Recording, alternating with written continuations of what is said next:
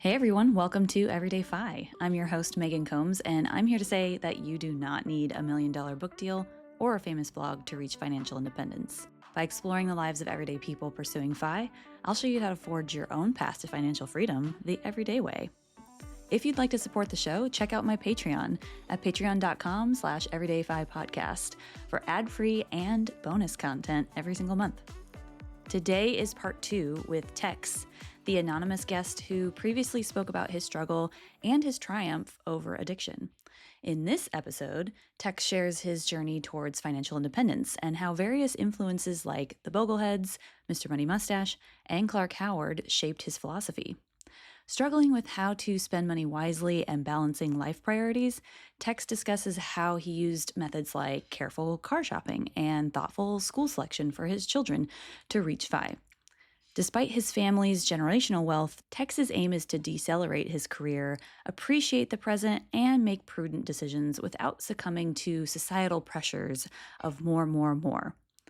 By aligning vision with execution, Tex focuses on practical steps that enhance his family's life and financial stability. Tune in to hear the rest of Tex's story.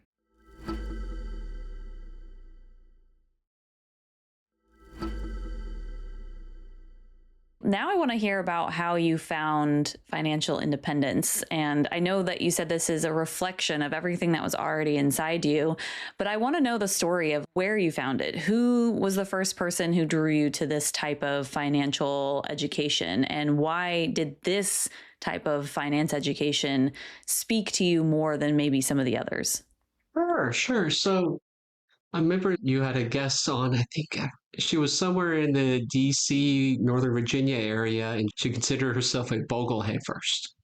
That's me. I consider myself a Boglehead first, but how I found Fi, I was a big New Yorker magazine reader for ages. They had Mr. Money Mustache in their 2014, 15, but then I even remember in 2011 reading about the stereotypical Fi person at the time, lived in an apartment, made 135,000. And I thought even then, man, that's sacrificing too much again. High value judgment. So I found Bogleheads first in 2016 for when I was to purchase my still 2017 Toyota Camry. And it was because I'm trying to think of smart ways to car shop. And this is, I guess, a reflection still. So I did all of my shopping online, never went inside of one store. Pitted dealerships against each other in two of the biggest Texas cities, got it. And I'm like, this is great. So then when I found out what Boglehead principles, they all have different investing philosophies, but Boglehead principles aligns with what I was taught. So I didn't need to change much. And that continued until 2022, 2023, maybe. And I started, instead of listening to the radio, more podcasts because of my wife. And I looked for, Bogleheads have one. And then it was somewhere in Spotify. I was like, oh, you may find something else. It may have been Choose FI, but I think it was originally Clark Howard. I love Clark Howard. I remember my dad listened to him in Atlanta way back in the day. But what I love about Clark Howard is that he is Fi without saying it, but he's so much more. It's that frugality, saving, the smart ways of doing things I love. And then I think after that, I probably found Choose FI. I listened to him, like, this is okay. And then I found Money with Katie's show. I think I found it with a Boglehead thread. It was like, what are other podcasts you listen to? I'm like, oh, I like this. I liked her old stuff a lot more than her new stuff. That's no offense to her, but I liked her old stuff. I liked a lot of the X's and O's. And then again, through Choose FI, I found you. Then I found Jill on Money. I knew you were on there. Yeah, a long time ago, if people don't know that. Yeah, so I'm trying to think of a way to say it. It's like I have other communities I like Fi. I've never been to any Fi related thing. That's nothing against it, but it's more just in the fact that the stage of life I'm in, there's not much free time, recovery community, and all these other things. So would I love to take my wife and such? Oh, yeah, but So phi is maybe for me the point of the sphere, but it's because I have found so many other things, then I found something in phi I could relate to eventually, which was, I think you're maybe the most thing I can relate to. Choose a phi, some good stuff, money with Katie, good, but just everybody sharing their experience, strength, and hope. I think is the most relatable thing to say. It doesn't need to be so challenging. So thank you for that. Yeah, absolutely. Yeah, I love doing this show. And thank you for saying that it's relatable because that's the purpose. It's supposed to be every day. Yeah, everyday people. That's awesome. So, what does phi for you look like? I'm assuming you haven't reached it yet. I'm making an assumption. That's the worst thing you can do as a product manager, but I'm doing it. But yeah, so do you want to quit your job? Do you want it to look different than today? What do you want to do once you reach phi? And then how close are you? Sure, sure. So this is more just a mind money origin story. I'll only mention these numbers once or twice. Again, I didn't know many of these things till way later in life. So, for instance, when my parents found out we were having our first child, they asked, "Hey, can we move to be nearby y'all?" Sure. I hadn't lived nearby my parents since I went off to undergraduate. So, being nearby them for the first time in almost 20 years, I've gotten to learn a lot more of my family's origin stories. So I say this to mean that I'm a third generation, what do you call it, beneficiary? What do you want to call it? Gratitude, privilege, it's all that. There's probably a better word. But my grandfather, who 93, been in phi for 43 years, has $4 million. I didn't know that. My parents have 7 to 8. I didn't know that either till 2 years ago. To me, in a sense, literally, my heart, my blood pressure, my excitement does not go up or down at all. I don't want to say I don't care, but that's them. So, what's phi to me looks like is I've seen from my grandfather and grandmother what a great life of phi looks like. And they did it back in 1982, 3. So I want to retire at 50. It just happens to be a number. That's when he retired. I'm close to $1 million in investable assets, 950 maybe today. If you include house net worth or equity in the home, it's over that, but whatever. So I've always just had a thought, let's see what 50 looks like. Nothing more than that. So right now I'm a chief of staff to a division president within a big 75,000 person company. And I wanted to do this to see, do I like it? What does this look like?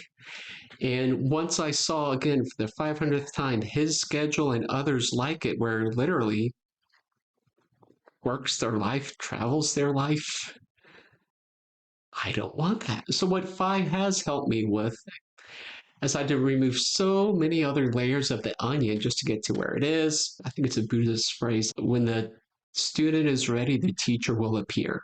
So, what is it teaching me today? So, right now, I'm trying to decelerate my career. That's the word I've put to it. I purposely want to take 2 to 3 steps back in responsibility. I want to be a product manager, senior product manager, whatever that needs to be. So, that's one. I want to decelerate my career. And we can do that. I didn't start calculating our savings rate till last year. I only say that just because, well, having a kid changes a lot. Having 2 kids will change a lot. I don't know to what effect. It doesn't matter to me. So I wanted to spend more time with them. Just with the line of product management work that I do, it's unfortunately hard to work from home. So I don't want to drive an hour both ways. So can I find 15 minutes away? That's a deceleration change. I find something that for me doesn't involve multinational travel. So this is another thing for me. Like everyone has their thing.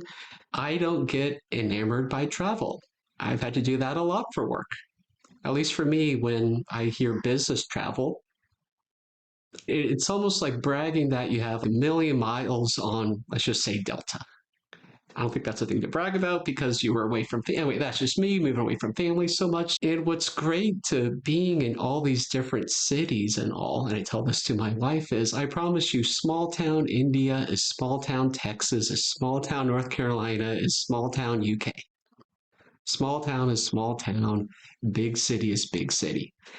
And this is just for me, don't get me wrong, I love to travel, but I would rather focus on where I'm going to be 99.9% of the time, which is around me.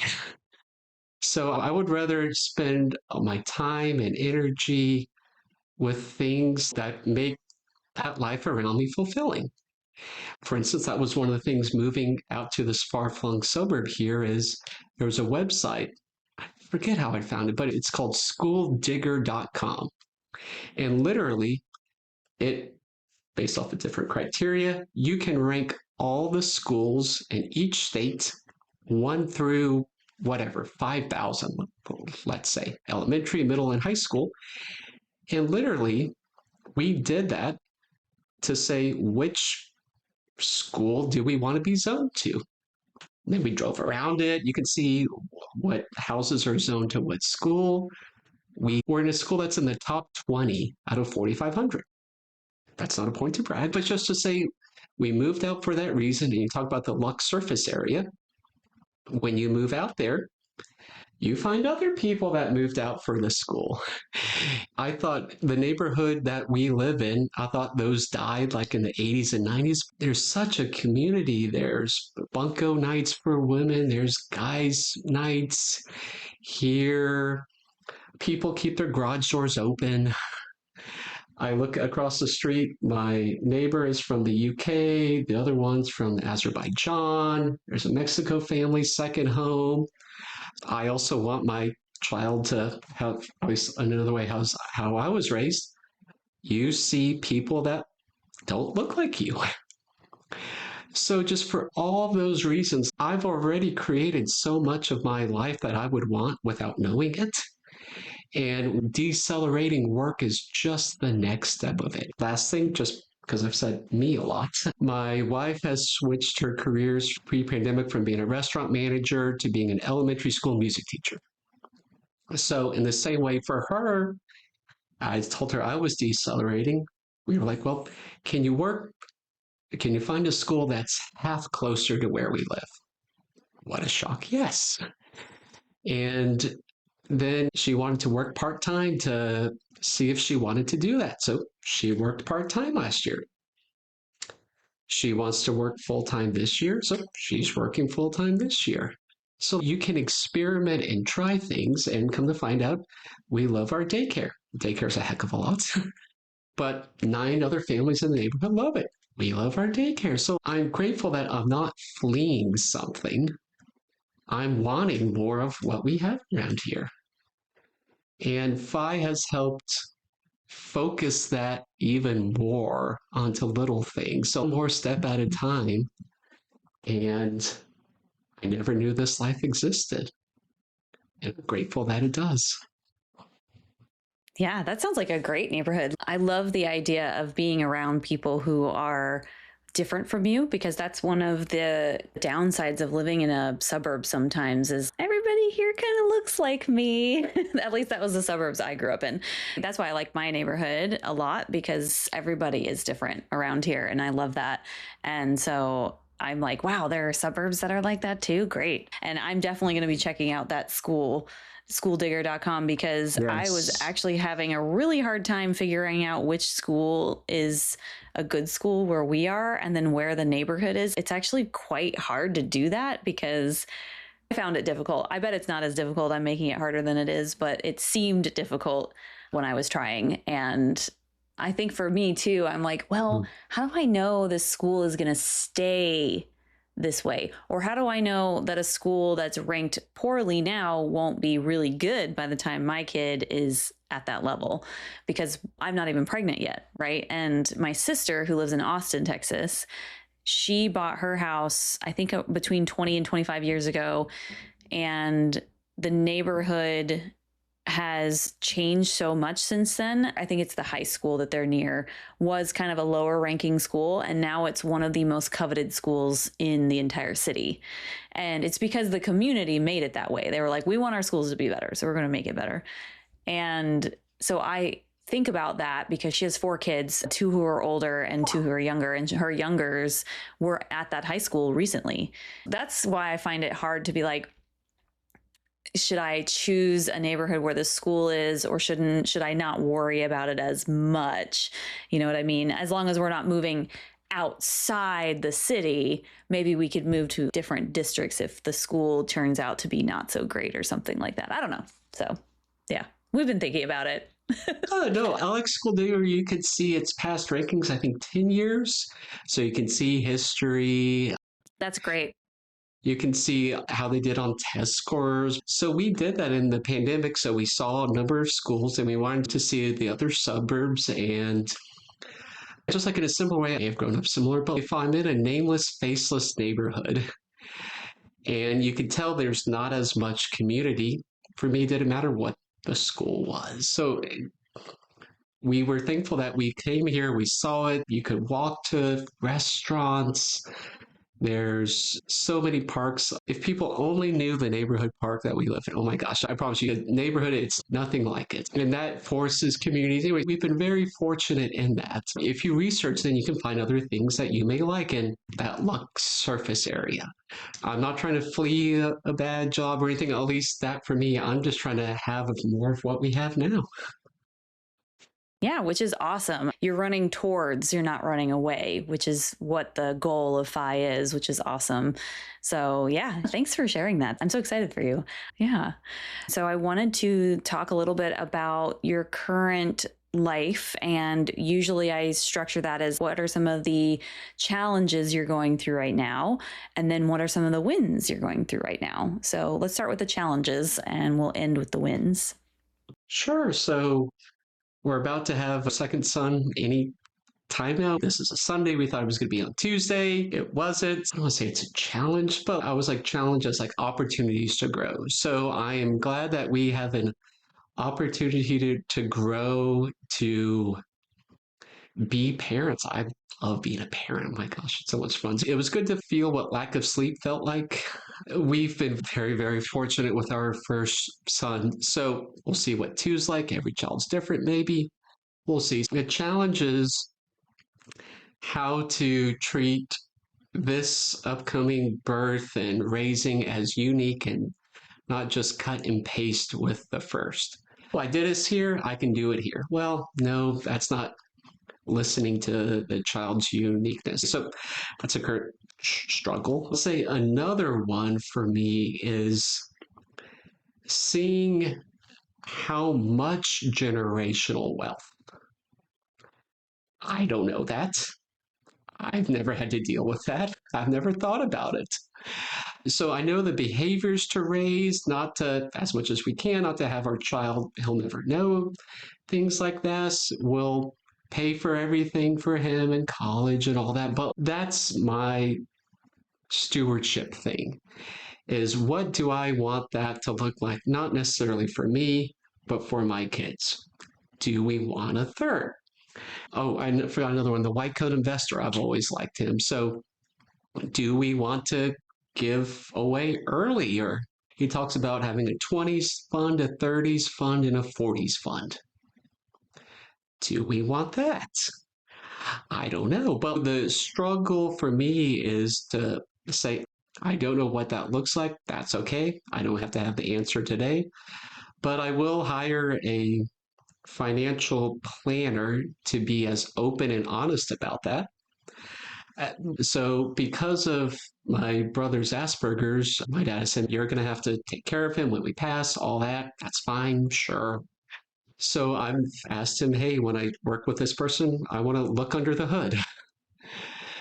Again, this is not to boast to do anything like that, but it's just how can I plan best? How can I be a best steward, be as responsible? So those are the two biggest struggles. And maybe just the last one is our house is, okay, that's not to brag, not to put a number, but is 2,745 square foot. Our neighborhood ranges from 2,200 up to 5,500, 6. We have a wide diversity of house sizes. So for me, it will continue to be a struggle to stay grounded and say just because we could doesn't mean we should. We have a 2.74 30-year mortgage rate. I know that's never going to come around again, or I'm going to assume that ever in our lifetime. So, how do I keep my ego down, my wanting more and more, which for me is usually a larger house? How can I keep that down and see that all around me, actually, my wife loves our house? I like it too. It's more than enough. So it's that staying grounded. And just because I moved around so much, I don't know what it's like to be in one place for a long time. I'm not going to project 10 years out, but I need to take it a year at a time, a month at a time. We absolutely love where we live. We don't need to upgrade, but that will be my biggest challenge without a doubt. So, good question.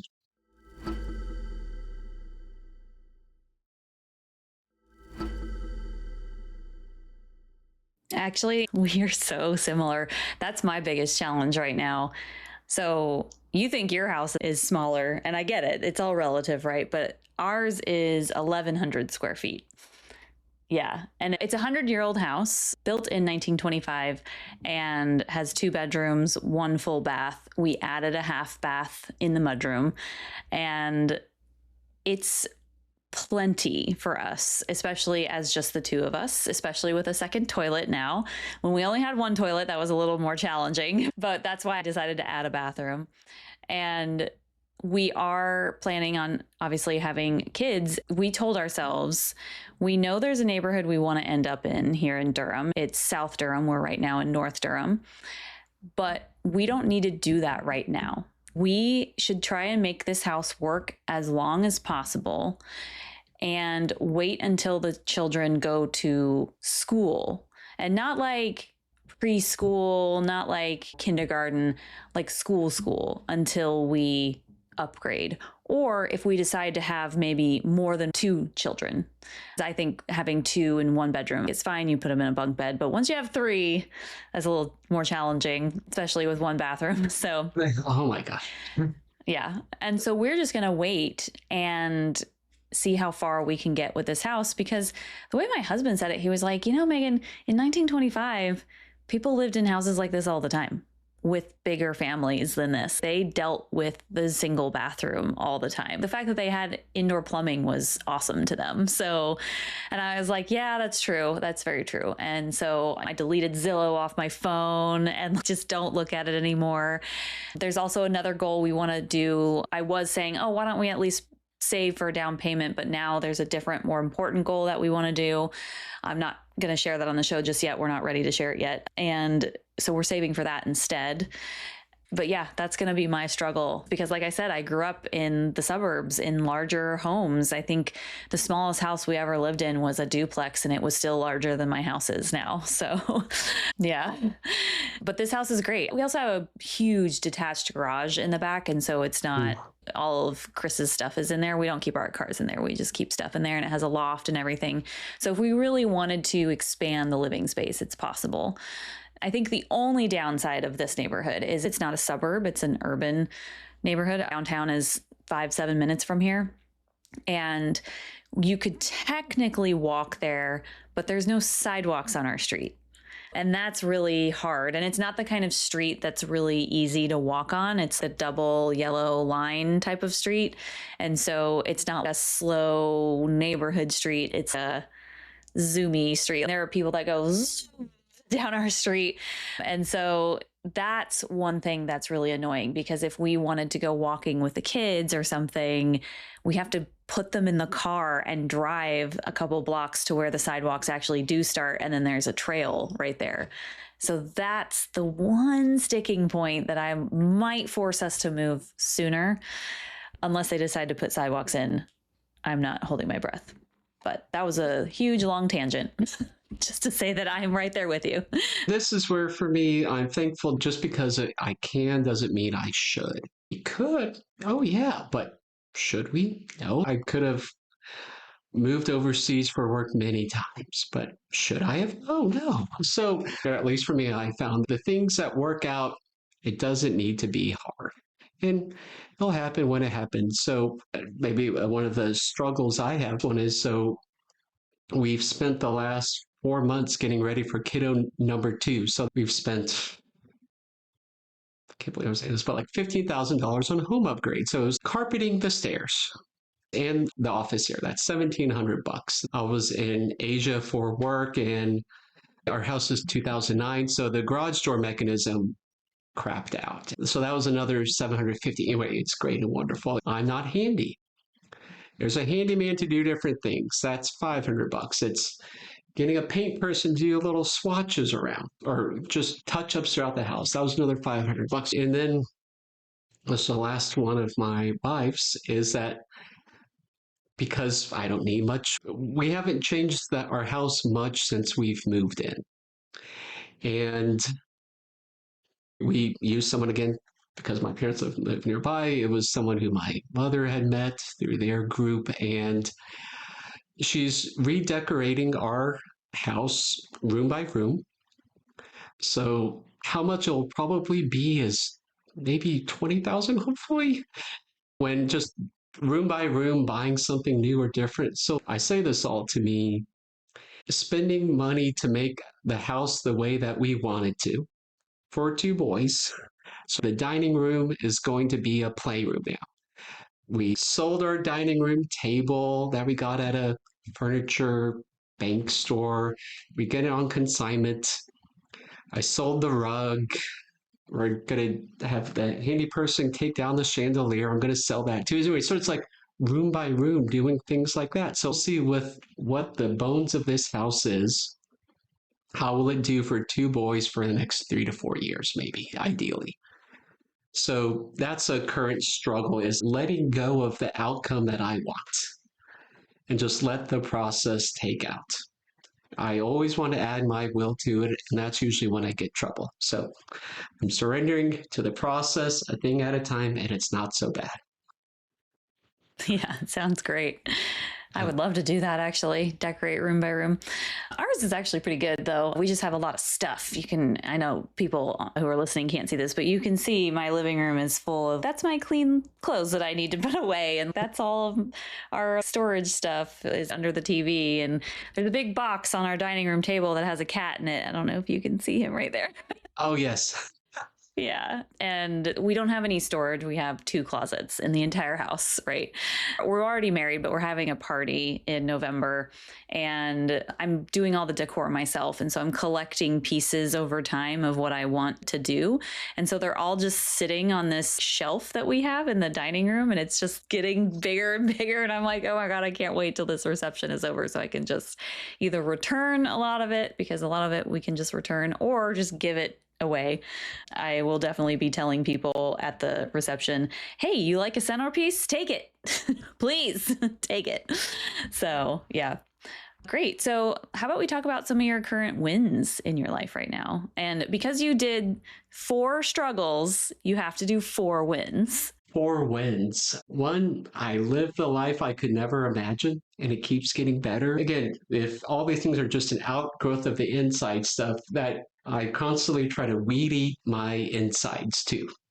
So I constantly try to do that. How I treat myself is how I'll treat others. So I can't express enough how wonderful the life that we live, and long may it continue. So life is full, is great, wonderful. 2, home upgrades have gone well. I have a few others I didn't put in there. A new sprinkler system, because I'm not handy. So for instance, like we had a home inspector come out to do one, just to say, hey, are there things we did it that we don't know that we should do? So paying for things that I don't know how to do, but researching well. Oh my gosh, that's definitely been a win. So we've done a heck of a lot of them. The decelerating has gone well. Been trying it for almost 10, 11 months. Time takes time. I've never been in the fortune of having multiple job offers or anything like that. It's always been a lot of patience and work just to get to one offer. And I've been very thankful that all these times that one has almost always worked out. So I have one internal option. I'll find out if I get it in a week and a half, but I also want an external one.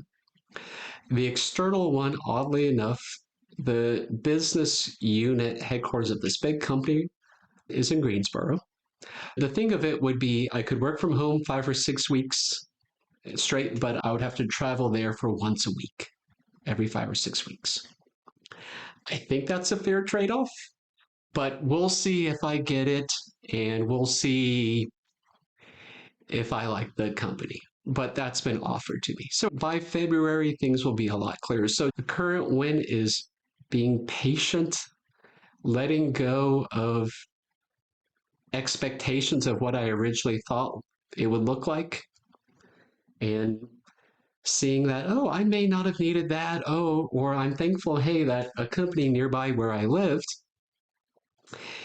it was taken over by this big hedge fund, basically, that has just destroyed a lot of the culture, a lot of layoffs. So I'm glad I didn't think of that one company that I thought, oh, again, my smarts. Oh, this looks great on all these paper terms, but thankfully it didn't work out. So being patient has been good.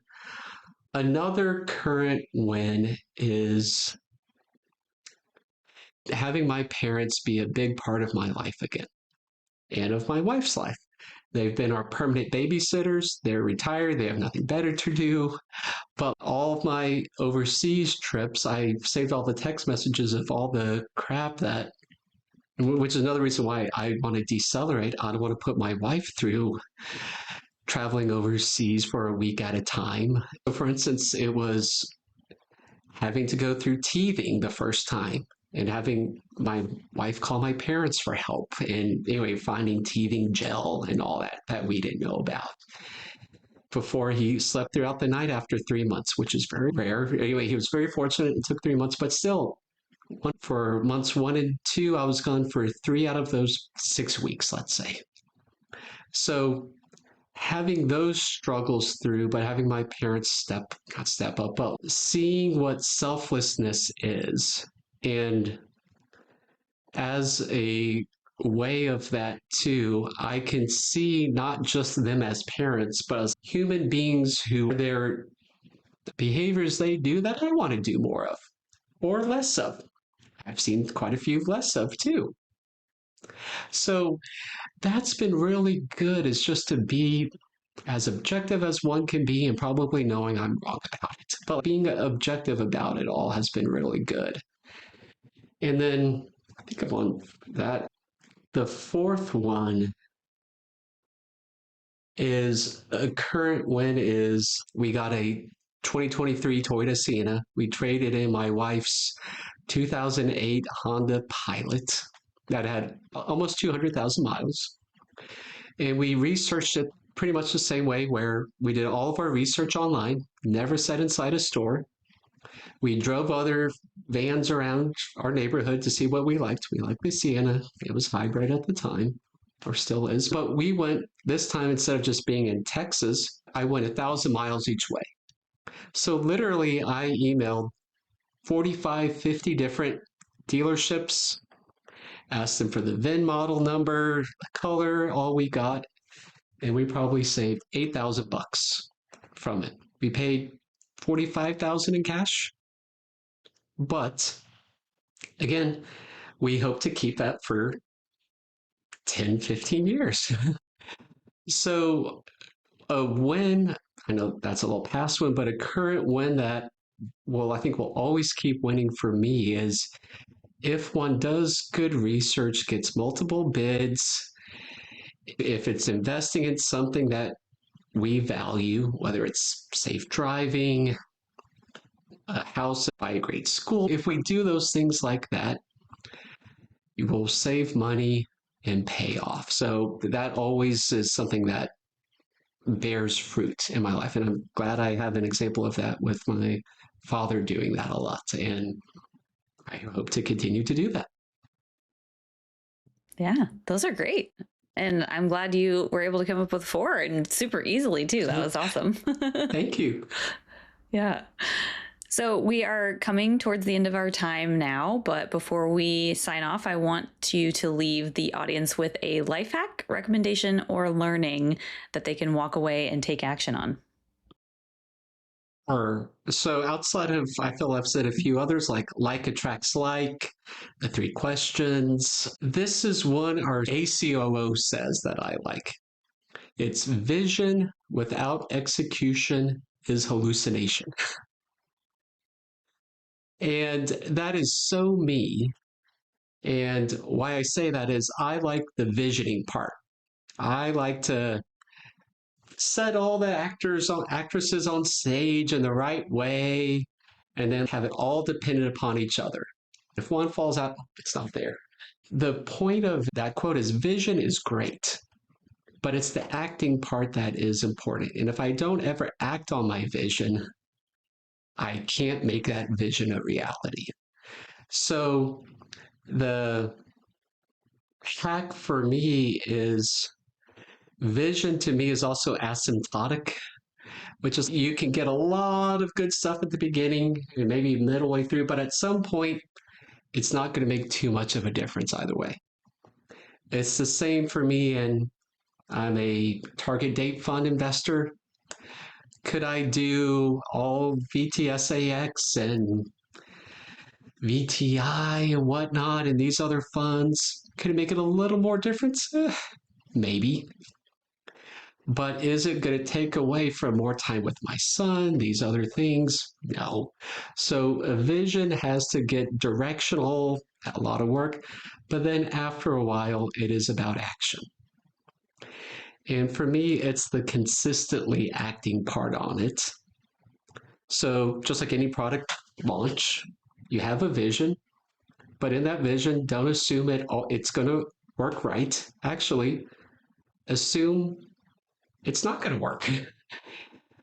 I have found that helpful in product management. So take risk mitigation, but then if you make that vision sturdy, you just act on it and be flexible in that action. So because we were in Texas, we had to go through the Texas freeze.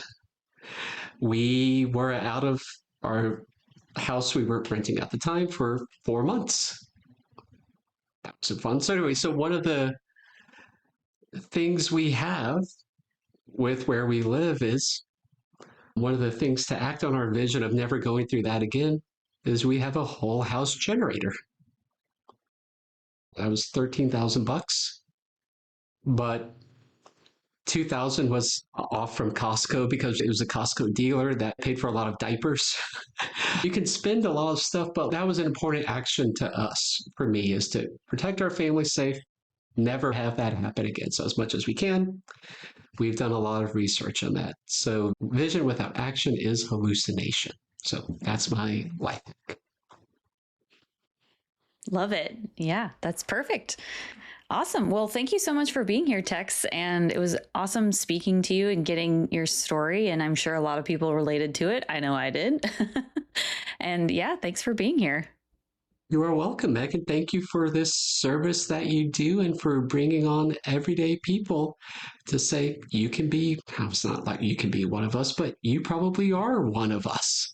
And your story can benefit others. And hopefully this was helpful to someone. Yeah, absolutely. Thanks for listening to the show. If you enjoyed this episode, make sure to hit subscribe and leave a quick rating. Also, hit up my Patreon at patreon.com/everydayphi-podcast for ad-free and bonus content. I'm Megan Combs, and I'll see you next time on Everyday Phi.